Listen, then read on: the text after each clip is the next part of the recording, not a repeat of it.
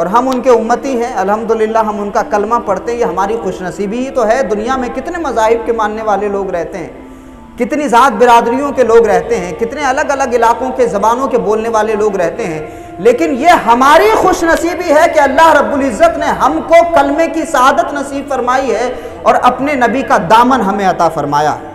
तो ये हमारी खुशनसीबी है कि अल्लाह रब्बुल इज़्ज़त ने हमें कलमे की तौफीक अता फरमाई है और हम हुजूर का कलमा पढ़ते हैं, हुजूर के उम्मती हैं।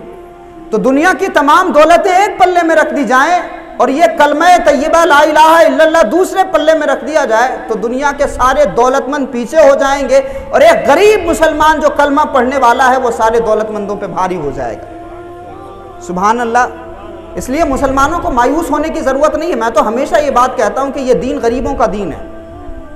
हमारा जो इस्लाम है ये उनको इज्जतें देता है जिनको कोई इज्जत नहीं देता, ये उनको सम्मान देता है जिनको कोई सम्मान नहीं देता। तो गरीब आदमी जो रिक्शा चला करके हलाल कमाई करता है, हलाल रिस्क खाता है, हमारा दीन तो उसकी फजीलतें बयान करता हुआ नजर आता है।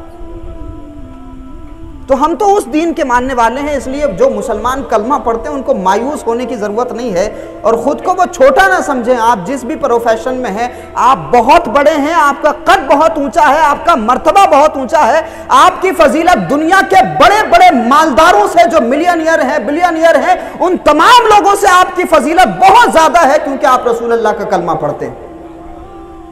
तो दुनिया में बहुत सारे मज़ाहिब के मानने वाले हैं, बहुत सारे तसव्वुरात के मानने वाले हैं, बहुत सारे लोग हैं जो किसी मजहब को नहीं मानते, लेकिन ये हमारी किस्मत है कि हम रसूल अल्लाह का कलमा पढ़ते हैं, हुजूर के उम्मती हैं। और उससे भी अहम बात यह है कि अल्लाह रब्बुल इज़्ज़त ने हुजूर की उम्मत में पैदा फरमाया, मुसलमान बनाया, कलमा पढ़ने की तौफीक अता फरमाई और हुजूर की आमद का जश्न मनाने की भी तौफीक अता फरमाई।